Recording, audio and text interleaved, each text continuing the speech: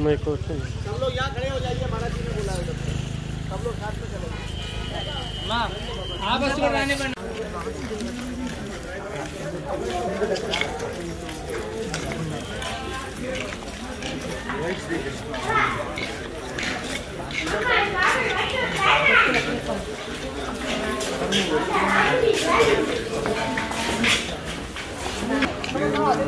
बटलीन है वाले पागल गान पड़े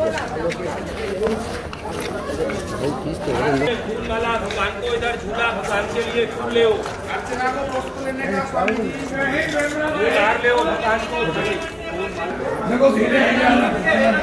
नंदकोट भवन देखिए वो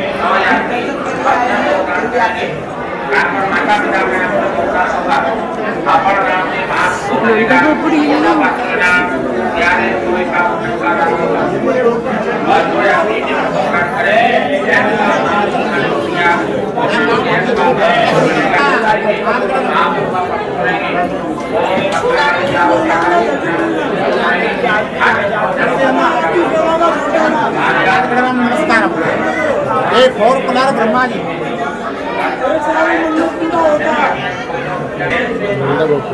గోకులం గోకులం గోకులం నంద గోకులం అంటే మధుర నుంచి కృష్ణుడిని తీసుకొని వచ్చిన ప్లేస్ అన్నమాట. కృష్ణుడిని మధుర నుంచి ఇక్కడికి తీసుకొస్తారు కదా, మధుర నుంచి మైక్ లేదు, మధ్యలో కృష్ణుడు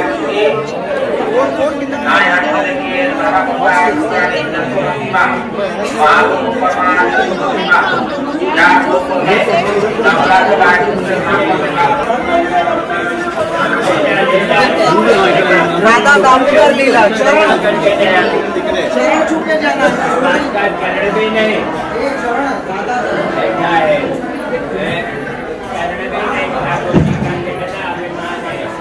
जय गोविंद. ఇక్కడ యశోదాదేవి పెరుగు చిలికినటువంటి ప్రాంతంగా చెప్తారు. యశోద చిలికినటువంటి ప్రదక్షిణ కూడా చేసుకుంటున్నారు.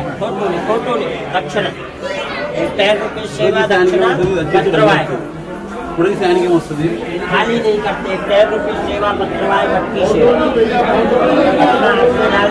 बढ़िया बढ़िया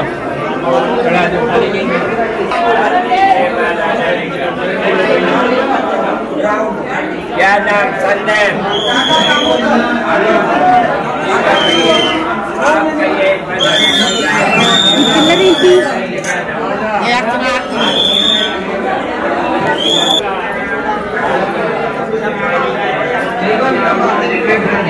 స్వామివారు ఎక్కడ ఉన్నారో అక్కడికి రావాలి. అందరూ స్వామివారు ఎక్కడ ఉన్నారో అక్కడికి రావాలి.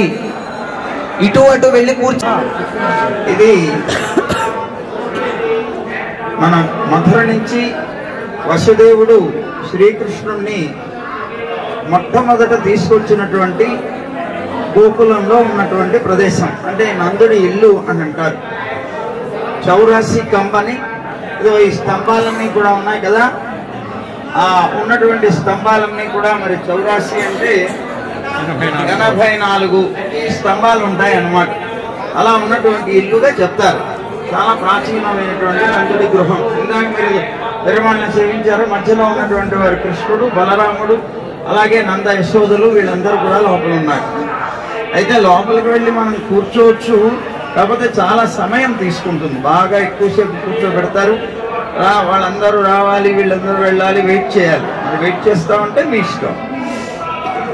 దానికి లోపల దర్శనం చేసుకున్నాం. అలాగే ఈ చౌరాసి కంబ్ ఏదైతే ఉందో ఈ ఉన్నటువంటి భవనం నందభవనంగా చాలా ప్రసిద్ధి.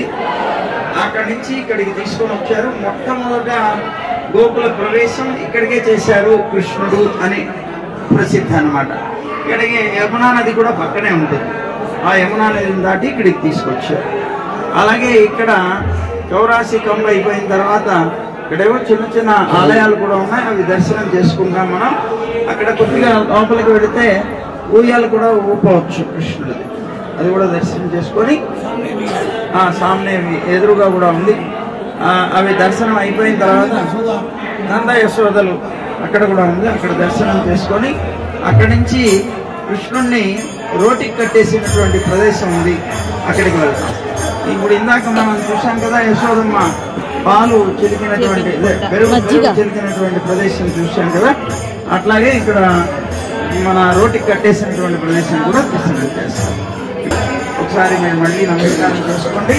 అటు వెళ్దాం. అక్కడికి వెళ్తే